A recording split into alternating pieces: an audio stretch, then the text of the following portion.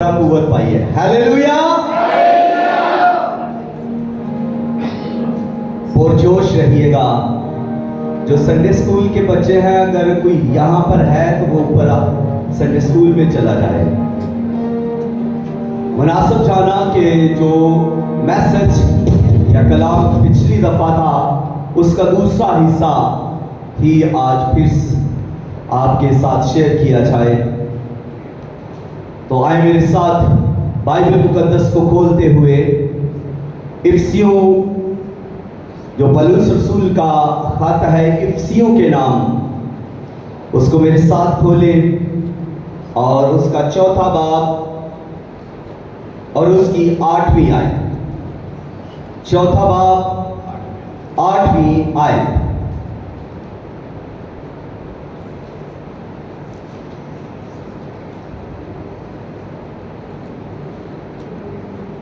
पौलुस रसूल का इफिसियों के नाम खत या पैगाम, चौथा बाब और उसकी 8वीं आयत। चौथा बाब और उसकी 8वीं आयत। इसी वास्ते वो फरमाता है कि जब वो आलमे बाला पर चढ़ा तो कैदियों को साथ ले गया और आदमियों को इनाम दिए। खुदावंद के कलाम के पढ़े सुने और कबूल किए जाने पर खुदावंद की कसरत के साथ बरकत हो। जिस सब कहिएगा आमीन। आदमियों को इनाम जो दिए गए वो क्या है, एक सवाल। और वो कैदी रूहों को ऊपर आलमे बाला पर ले गया और वो कैदी रूहें कौन थी? फिर दो सवाल। लास्ट मैसेज के अंदर भी दो सवाल थे। कैदी रूहें कौन थी और मनादी क्या थी? दो सवाल थे। आज भी दो सवाल हैं। तीसरा भी मैं इसके साथ ऐड करूंगा, क्योंकि बास को आलमे बाला का पता नहीं कि वो आसमान पर है या जमीन में है, जमीन के नीचे है। तो इसलिए इसको भी थोड़ा सा बयान करूंगा। तो पहली बात जो है वो है कैदियों को जो साथ लेके गया था वो कैदी कौन थे और जो आदमियों को इनाम दिए गए वो इनाम क्या थे। अब आगे बढ़ते हुए हम मैसेज का आगाज करते हैं। और जैसे ही ये सारा वाकया कहां से शुरू होता है, जब खुदावंद यीशु मसीह सलीब के ऊपर मरते हैं। जब सलीब के ऊपर खुदावंद यीशु मसीह अपनी जान देते हैं, तो वो किस तरह से अपनी जान को देते हैं? वो अपनी जान को चिल्ला कर देते हैं, बुलंद आवाज से चलाकर अपनी जान दे देते हैं। और उसके बाद कुछ रूनुमा होता है। यीशु मसीह मर जाते हैं, लेकिन कुछ रूहें जिंदा होती हैं, कुछ जिस्म जिंदा हो जाते हैं। इधर यीशु मसीह सलीब के ऊपर मर गए, उधर रूहें जिंदा हो गई। जिस्म जो सो गए थे, जो कब्रों के अंदर थे, वो जिंदा हो गए। और वो कौन से जिस्म थे जो यीशु के मरने से जिंदा हुए? और वो यही कैदी थे जिनको यीशु मसीह अपने साथ आसमान पर आलमे बाला पर ले गया। और वो कैदी रूहें कौन थी? वो कैदी रूहें जब यीशु मसीह ने जान दी तो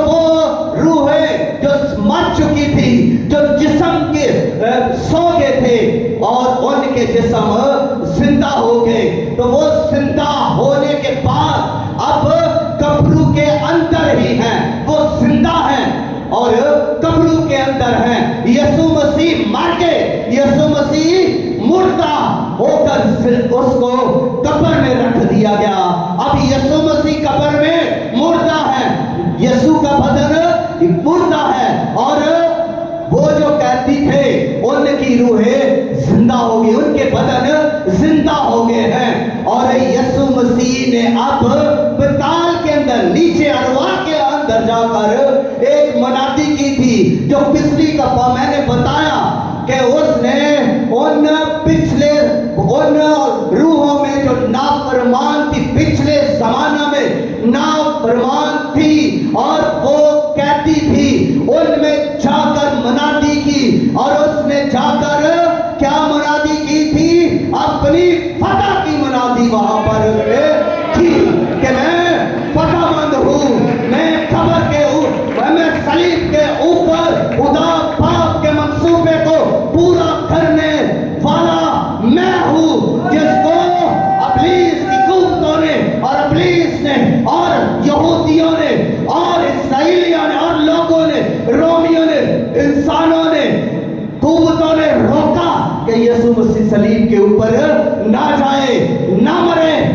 लेकिन यीशु मसीह पाप की मर्जी को पूरा करते हुए आ रहे हैं।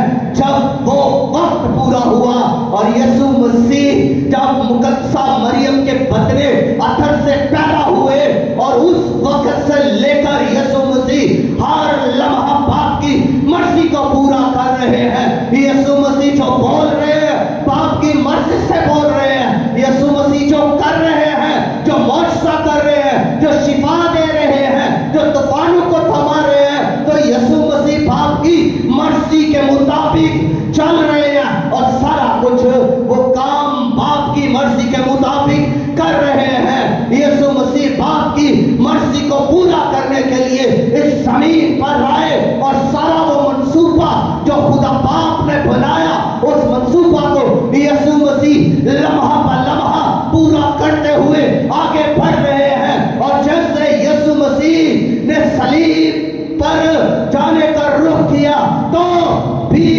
बागे गित्समनी के अंदर इब्लीस की कुव्वतों ने रिकावट डाली, यीशु मसीह को रोका कि ये यहाँ पर मर जाए, ये यहाँ सलीब के ऊपर ना जाए। लेकिन बाप की मर्जी को पूरा करने के लिए यीशु मसीह ने कोड़े भी खाए, यीशु मसीह के हाथ भी छेदे गए, पांव भी छेदे गए, यीशु के कांटों का ताज भी पहनाया गया, बाला भी लगाया गया और खून रिश्ता रहा। यीशु मसीह ने मार खाई और सलीब के ऊपर उसे बांध दिया गया, जकड़ दिया गया। फिर यीशु मसीह ने बुलंद आवाज से कहा तमाम हुआ, इट इज फिनिश। यह है फतहमंदी का नारा जो मौत से पहले यीशु मसीह ने फतह का नारा लगा दिया। यीशु मसीह ने इस जमीन के ऊपर की सारी कुव्वतों के सामने फतह का नारा लगा दिया, तमाम हुआ। इस नारे के सामने फिर कोई कुव्वत ठहर ना सकी, हर कुव्वत पसपा हो गई, हर कुव्वत शिकस्ता हो गई और शिकस्ता खुर्दा शैतान अब देख रहा है कि बाप की मर्जी को पूरा करने वाला उसका बेटा फातिहा है। और यीशु मसीह फातिहा सलीब के ऊपर भी अपनी जान देता है और जैसे ही वो जान देता है तो कब्रों में वो मुर्दे जो सोए हुए थे जिंदा हो गए। और अब ये कौन से मुर्दे थे?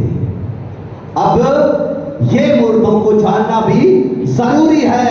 जो यीशु के मरने से वो जिंदा हो गए, तो ये मुर्दे वो मुर्दे हैं जो पुराने अहदनामा के पारसा लोग हैं, नबी हैं, जो ईमानदार हैं, जो खुदा के साथ चलते हैं, जो खुदा की इबादत करते हैं, जो खुदा से प्यार करते हैं, जो खुदा की मर्जी के मुताबिक अपनी जिंदगी को गुजारते हैं। अब्राहम इसमें है और याकूब इसमें है, इसहाक इसमें है, याकूब इसमें है, 12 कबीले और इसी तरह मूसा और नबी दीगर सारे ईसाया और छोटे नबी जो खुदा की मर्जी को पूरा करते रहे, मुनादी करते रहे और खुदा के साथ चलते रहे, उसका फरमान उसकी कौम तक पहुंचाते रहे।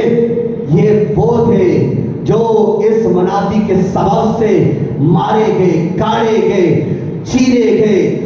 ये वो थे जो मर गए और अब चूंकि उनका फिदिया नहीं दिया गया था, इसलिए वो कहां थे? वो कैद में थे, वो अब कैद में थे। अब जब मसीह का फिदिया थे, मसीह ने अब फिदिया दे दिया, मसीह कुर्बान हो गया, तो अब उनको वहां रहना लाजम नहीं। अब वहां उनको रहने का कोई जवाब नहीं बनता कि जिसका फिदिया दे दिया जाए, जिसकी कीमत दे दी जाए, उसका वहां ठहरना जवाब ही नहीं बनता। अब इन रूहों का फिदिया यीशु मसीह ने दे दिया। तो इसलिए यीशु मसीह ने जब जान दी तो ये जिंदा हो गए और कब्रों के अंदर रहे। अब यहां पर भी ये मौजज़ा ही है कि कोई शख्स कब्र के अंदर हो और वो जिंदा हालत में हो, तो ये मौजज़े से कम नहीं है कि कोई शख्स कब्र के अंदर हो, चारों तरफ से कब्र बंद हो और कोई हवा दाखिल ना हो रही हो, तो वो इंसान मुर्दा जिंदा हो लेकिन कब्र के अंदर हो तो वो जल्द मर सकता। लेकिन ये मुर्दे उस वक्त तक कब्र के अंदर रहे जब तक मसीह जिंदा होकर जिंदा नहीं हुए, जब तक यीशु मसीह ने कब्र का सीना नहीं चीरा। ये मुर्दे जिंदा और अपनी अपनी कब्रों के अंदर रहे और जैसे ही मसीह यीशु कब्र से बाहर आए, ये सारे जिंदा जो मुर्दे हुए थे, ये सब के सब उसके पीछे बाहर कब्रों से आगे और ये कहां पर गए? जिंदा होने के बाद ये सब के सब अब कब्रों से तो निकल आए हैं। अब ये कहां गए हैं? अब ये यरूशलेम के अंदर, मुकद्दस शहर के अंदर चले गए और इनमें से लोग, बहुत सारे लोगों को ये दिखाई भी दिए। लोगों ने अपनी आंखों से इनको देखा और लोग जब इनको देख रहे हो हैं तो कोई तो ये कह रहा होगा मैंने अब्राहम को देखा है, कोई ये कह रहा होगा मैंने इसहाक को देखा है, कोई ये कह रहा होगा कि मैंने याकूब को देखा है, कोई ये कह रहा होगा कि मैंने मूसा को देखा है। और देखने वाले इस तरह और भी बयान कर रहे होंगे। कोई ये कह रहा होगा मैंने एलीशा को देखा है, मैंने दाऊद को देखा है, मैंने यशायाह को देखा है, मैंने यिर्मयाह को देखा है। और इस तरह से वो नबियों को जब लोग देख रहे हैं तो वो बातें भी तो कर रहे होंगे कि मैंने उसको यहां देखा है, यरूशलेम के अंदर वो जिंदा है और लोगों को दिखाई दे रहे हैं। हालेलुया। और ये वो अब ये 40 दिन तक फिरते रहे हैं। यीशु मसीह भी 40 दिन तक रूह में, जब वो कब्र से जिंदा हो गए हैं, जब वो बदन समेत जिंदा हो गए हैं और जिंदा होकर यीशु मसीह भी तो लोगों को नजर आ रहे हैं। यीशु मसीह शागिर्दों पर जाहिर हो रहे हैं। यीशु मसीह को लोगों ने देखा और यीशु मसीह भीड़ में भी नजर आए। अब 40 दिन गुजर गए तो यीशु मसीह ने फतह मंदी से आसमान का रुख किया। यीशु मसीह सबके देखते देखते, सब देख रहे हैं, यीशु मसीह उनके साथ बातें कर रहे हैं और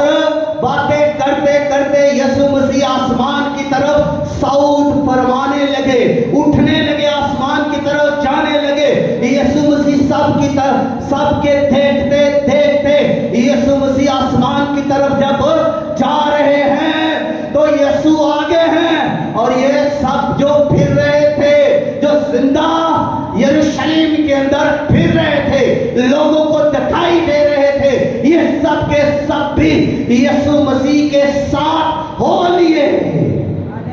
और एक बड़ा जलूस बन गया, एक भीड़ बन गई, और ये भीड़ किधर जा रही है? ये भीड़ अब आसमान की तरफ जा रही है। यीशु मसीह फातिहा, जिसने सलीब के ऊपर भी फतह पाई, जिसने मौत पर फतह पाई, गुनाह पर फतह पाई, इब्लीस पर फतह पाई, कब्र पर फतह पाई, आलम अरवाह पर फतह पाई, और यीशु मसीह फातिहा किंग, फातिहा बादशाह आसमान की तरफ अपने उन सभी को लेकर जा रहा है।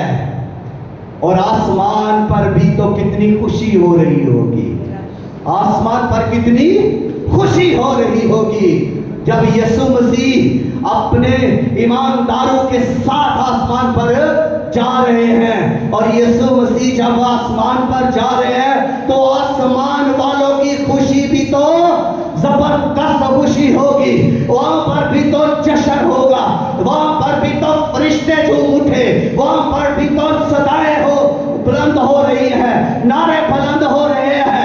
यीशु मसीह आ रहे हैं, फातिहा आ रहा है, बाप की मर्जी को पूरा करके आ रहा है, बाप के मंसूबे को यीशु मसीह फातिहा पूरा करके आ रहा है। और यीशु मसीह जब आसमान की तरफ आ जा रहे हैं, फरिश्ते जश्न मना रहे हैं, बड़ा हल्ला गुल्ला हो रहा है और गाया जा रहा है, रब खुदावंद बादशाह है और जलाल का बादशाह है। और वहां पर शादियाने बजाए जा रहे हैं, वहां पर सदाएं बुलंद हो रही है, वहां पर हालेलुया के नारे बुलंद हो रहे हैं। तो यीशु मसीह अपने इस जलूस के साथ आसमान में दाखिल हो गए, तीसरे आसमान में। अब ये सब पहले आसमान से भी गुजर गए, दूसरे आसमान से भी गुजर गए, और फिर तीसरा आसमान जो यहोवा खुदा का तख्त है, जहां कदीमुल अय्याम रब्बे ज़ुल-जलाल लामहदूद कुदरतों का मालिक परवरदिगारे आलम अपने तख्त पर तख्त नशीन है। यीशु मसीह वहां पर बाप की दानी पर तरफ जाकर बैठ गए। और अब अगली बात सुनिए कि आदमियों को इनाम दिए। तो पुराने वक्तों में जो बादशाह फतह करके आता था, फतह पाकर आता था, वो आकर लोगों को इनाम देता था, वो लोगों में बांटता था, देता था, इनाम तकसीम करता था। तो ये बादशाह जो फातिहा है, जो सबसे बड़ा बादशाह है, जो सबसे बड़ा फातिहा है, तो ये भी अपने कौम को, अपने चाहने वालों को, अपने चर्च, अपनी कलीसिया को इनाम दे रहा है। और पहला इनाम इसने क्या दिया? पहला इनाम खुदावंद ने ये दिया कि उसने कलीसिया को नबी दिए, रसूल दिए, मुबश्शिर दिए, पास्टर दिए और उस्ताद दिए, ये गिफ्ट दिए।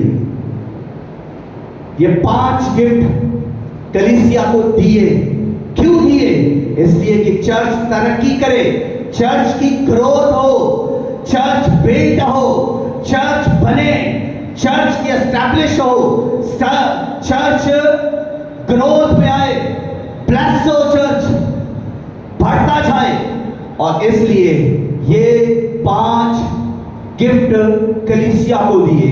अब कलीसिया के अंदर नबी है, कलीसिया के अंदर नबी हैं, ईमान रखें। और कलीसिया के अंदर रसूल भी हैं और कलीसिया के अंदर मुबश्शिर इवेंजलिस्ट भी हैं और कलीसिया के अंदर चरवाहे भी हैं, पास्टर, और कलीसिया के अंदर उस्ताद भी हैं। ये गिफ्ट है और इनका काम क्या है? ये कलीसिया को ब्लेस करे, कलीसिया की ग्रोथ करे। नबी जब नबूवत करता है तो कलीसिया की ग्रोथ होती है। रसूल जब कलीसिया के अंदर काम कर रहा है तो कलीसिया की ग्रोथ हो रही है, कलीसिया डेवलप हो रही है। और जब मुबश्शिर काम कर रहा है, जब पास्टर काम कर रहा है, जब टीचर काम कर रहा है, तो एक कलीसिया की कैपेसिटी बिल्डिंग बन रही है, कलीसिया ग्रोथ में आ रही है। स्पिरिचुअली ये ब्लेसिंग्स है। और ये ब्लेसिंग कौन सी ब्लेसिंग है जी? गिफ्ट कौन से है? स्पिरिचुअल गिफ्ट है, ये लीडरशिप गिफ्ट है, ये मिनिस्ट्री गिफ्ट है। ये 5 गिफ्ट है। और इसके बाद अगला गिफ्ट खुदा ने जबरदस्त गिफ्ट अपने चर्च को दिया, चर्च को दिया। कलीसिया मसीह का बदन ग्रोथ करे, वो जबरदस्त गिफ्ट खुदा ने क्या दिया? रूहुल कुद्स।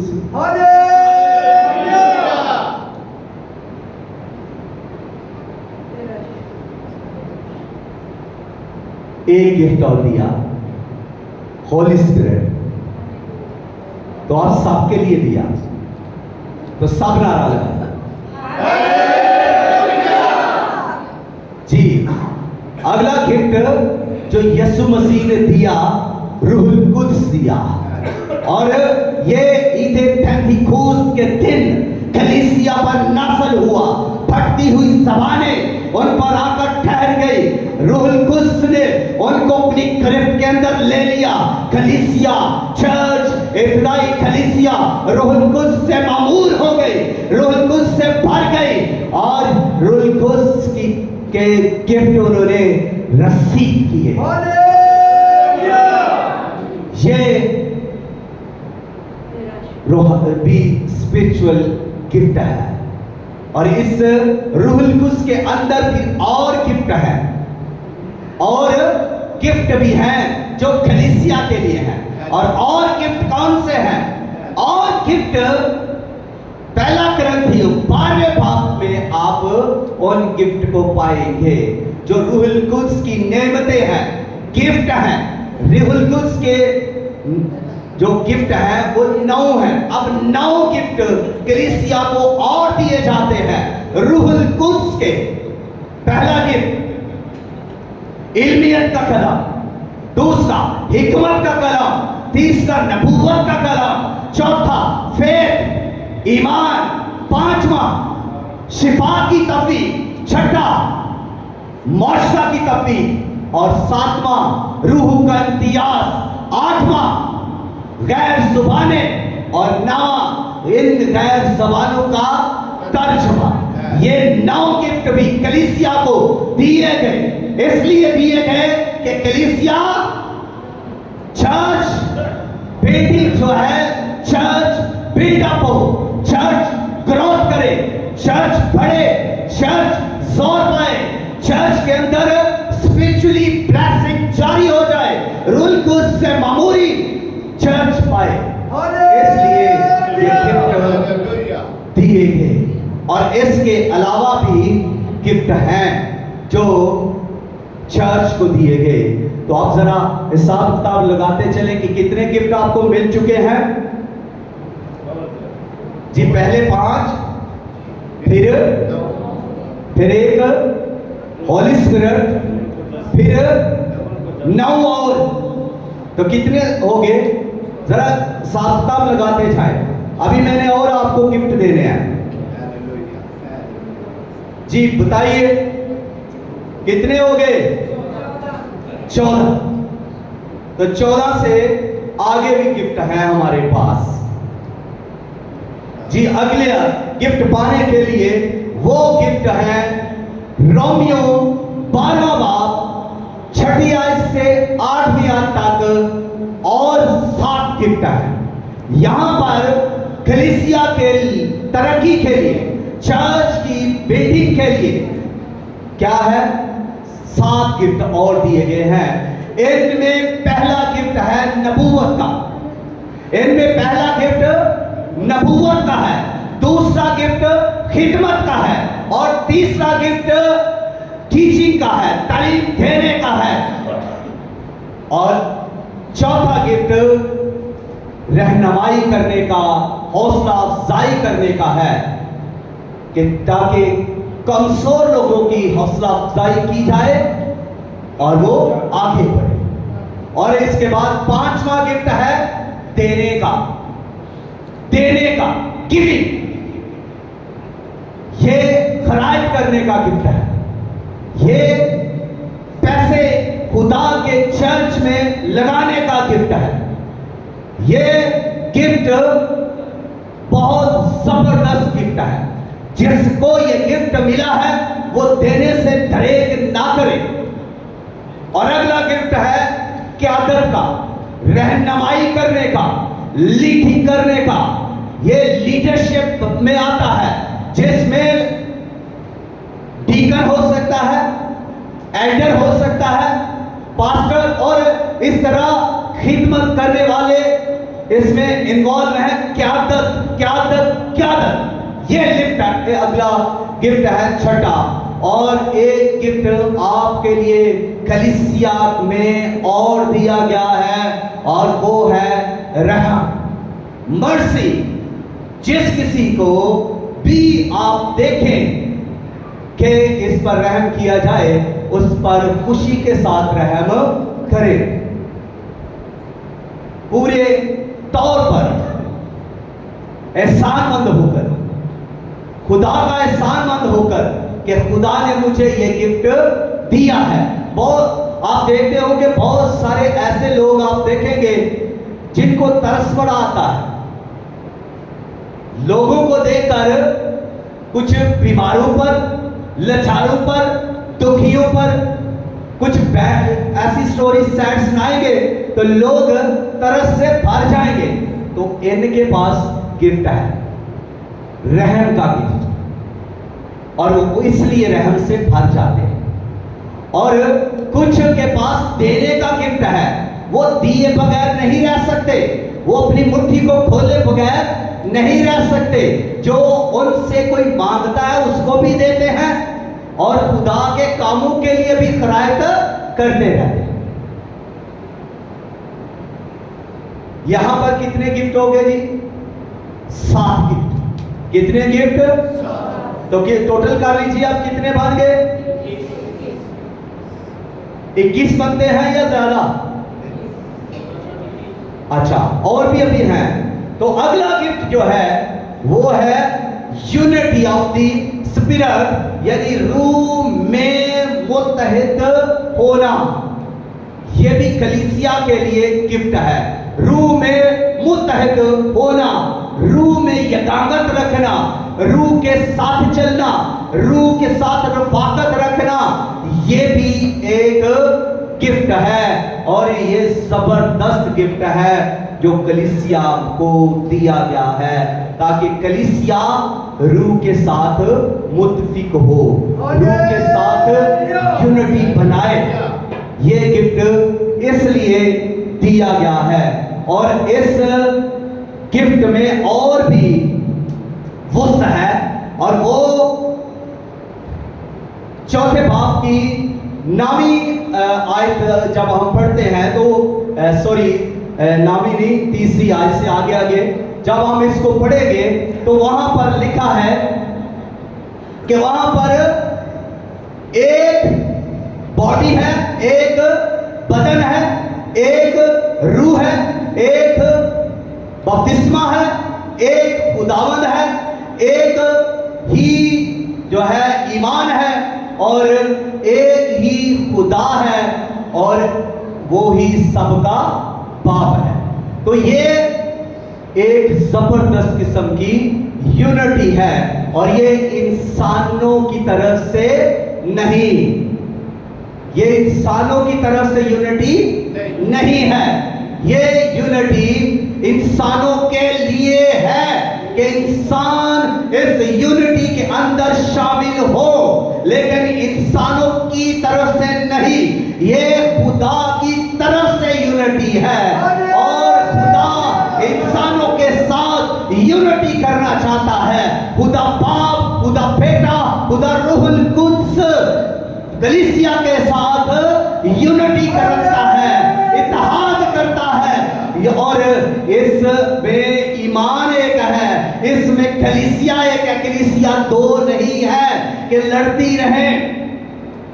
अब अगर कलीसिया दो होती तो बड़ी लड़ाई होती थी। जैसे बीवियां दो हो तो लड़ाई, ऐसे ही यीशु मसीह भी बहुत सियाने हैं। यीशु मसीह ने भी एक ही कलीसिया बनाई और वो रूह से मामूर कलीसिया बनाई, ताकि इनमें रफ़ाकत हो, इनमें मोहब्बत हो, इनमें रहम हो, इनमें देने का जज्बा हो। ये उस यीशु ने अपनी कलीसिया को ऐसे गिफ्टों से नवाजा कि कलीसिया तराशी जाए, कलीसिया पाक हो, कलीसिया मोहब्बत से, शादमानी से, तसल्ली से, रहम से भरी हुई हो। कलीसिया के लिए बहुत सारे गिफ्ट हैं जो खुदावंद यीशु मसीह ने दिए। यीशु मसीह ऐसे नहीं आपको इस जमीन पर छोड़कर आसमान पर चले गए। यीशु मसीह ने अपना रूह आपको दिया। रूह कलीसिया के लिए है जो यीशु मसीह पर ईमान रखता है, जो यीशु मसीह का पैरोकार है, जो यीशु मसीह का फॉलोअर है, जो यीशु मसीह का बदन बन जाता है, जो यीशु मसीह के बदन का हिस्सा बन जाता है। उसके लिए गिफ्ट है, रूह है। और जब रूह है तो रूह के फिर गिफ्ट है, ताकि रूह कलीसिया तरक्की करे। तो खुदावंद यीशु मसीह ने आपको बेशुमार गिफ्ट दिए हुए हैं। याद रखें कि कोई ये नहीं कह सकता कि मुझे कोई गिफ्ट नहीं दिया गया। आपको ये बता देना चाहता हूं, हर शख्स को, every single person, everybody has a gift. हर शख्स कम से कम एक गिफ्ट जरूर रखता है।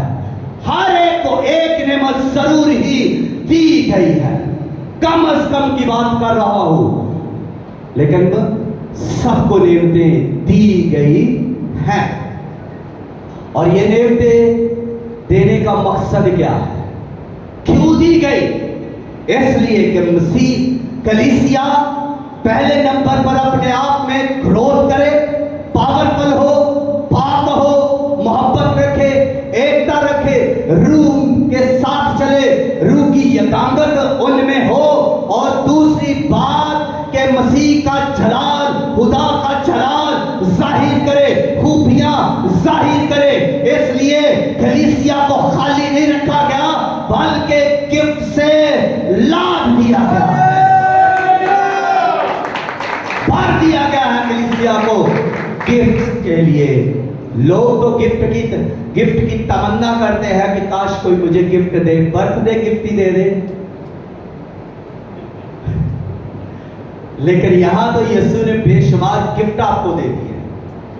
बहुत सारे गिफ्ट यीशु मसीह ने दिए हैं।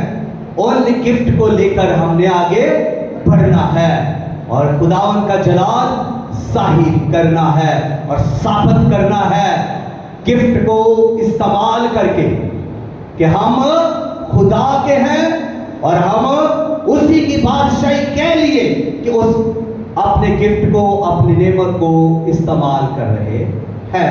आज अगर आपके पास कोई गिफ्ट है तो उसको पहचाने कि मसीह ने आपको जो गिफ्ट दिए हैं उस नेमत को, उस गिफ्ट को पहचाने, अपने अंदर डटोले कि मेरे अंदर कौन सा गिफ्ट है, और फिर उस गिफ्ट को लेकर यीशु मसीह के जलाल के लिए इस्तेमाल करें और उस गिफ्ट को कलीसिया की तरक्की के लिए इस्तेमाल करें। गिफ्ट को दबाकर ना रखें। दबाने वाले का हाल आप जानते हैं कि जब जब मसीह ने 3 तोड़े, एक को 3 लोगों को तोड़े दिए, तोड़ों वाली मिसाल को तो आप भूले नहीं होंगे, जानते हैं। जिसको 1 दिया गया था उसने दबा दिया था और उसके लिए फिर अंजाम बुरा था। उसकी अदालत हुई, उसे काल कोठरी में डाल दिया गया, जहां दांतों का पीसना था, रोना था, वहां पर उसको डाल दिया। इसलिए बेशतर इसके के ऐसी कोई हालत आए, आप अपने गिफ्ट का इस्तेमाल कीजिए, अपने गिफ्ट का इस्तेमाल कीजिए। मैं फिर से कहने लगा हूं, अपने गिफ्ट का इस्तेमाल कीजिए, उसे जाया मत कीजिए। आपके उस गिफ्ट के इस्तेमाल होने से 2 फायदे हैं। कलीसिया तरक्की करेगी, मसीह का बदन तरक्की करेगा और खुदा का जलाल जाहिर होगा। और इसके बाद एक और गिफ्ट भी है, और वो गिफ्ट खुदावंद यीशु मसीह ने आसमान पर जाते हुए, जमीन से उठते हुए कलीसिया को दिया, और वो था अथॉरिटी, वो था पावर। मिशन को पूरा करने के लिए अथॉरिटी दी, पावर दी, हुकूमत, कुव्वत दी कि सब कौमों में जाकर अंजील की मनादी करो। जो ईमान लाए उसे बाप और बेटे और रूह कुद्स के नाम में बपतिस्मा दो। सब कौमों में जाने के लिए कुव्वत दी गई, इख्तियार दिया गया, अथॉरिटी कलीसिया को दी गई इस मिशन के लिए। अब मिशन दिया गया और मिशन को पूरा करने के लिए आपको अथॉरिटी भी दी गई, और ये जबरदस्त गिफ्ट है कलीसिया के लिए। हालेलुया दिखा दीजिए। मैं चाहता हूं आप हालेलुया कहें जी, कहिए एक दफा फिर। मैं तो आपको आदत डाल रहा हूं, ऊपर तो यही नारे लगाते रहना हमने, यही इबादत है ऊपर। मैं तो आदत डाल रहा हूं आपको कि आप हालेलुया कहें। जरा इस तरफ से जोर से हालेलुया कहें।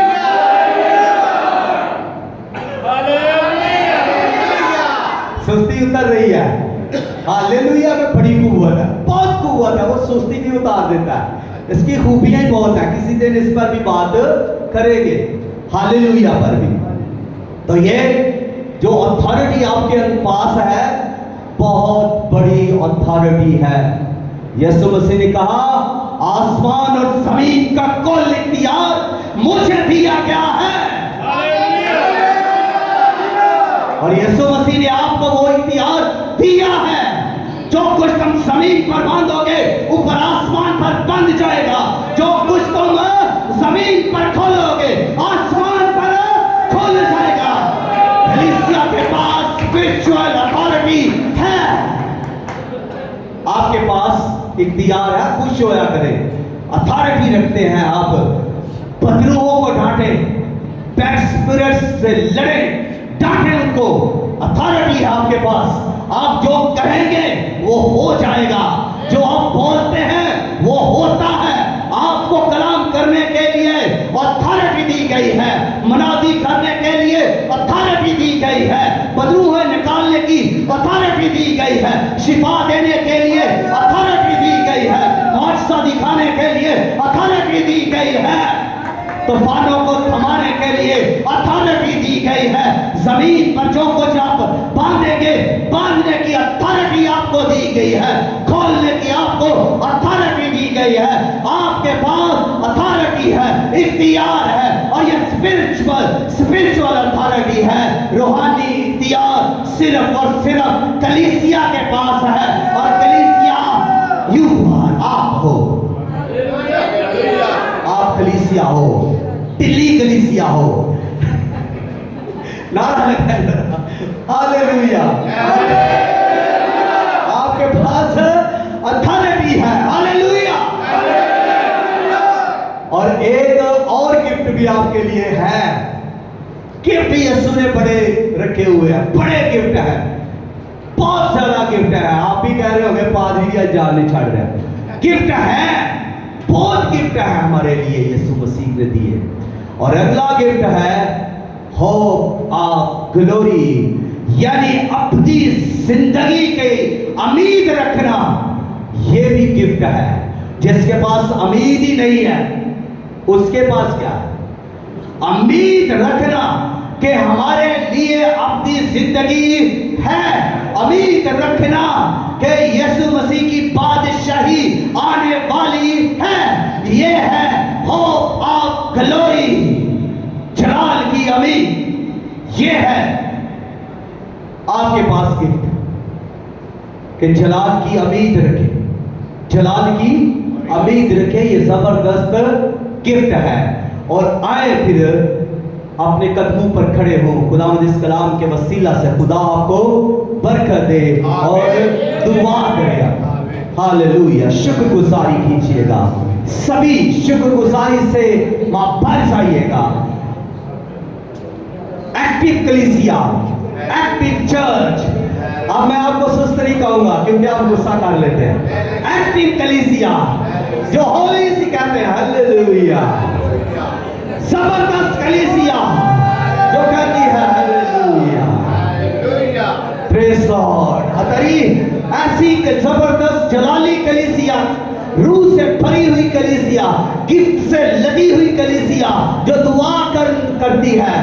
वाह, क्या आवाजें आ रही है, प्रेज लॉर्ड, हालेलुया, हालेलुया। अपनी आवाजें बुलंद कीजिए और तू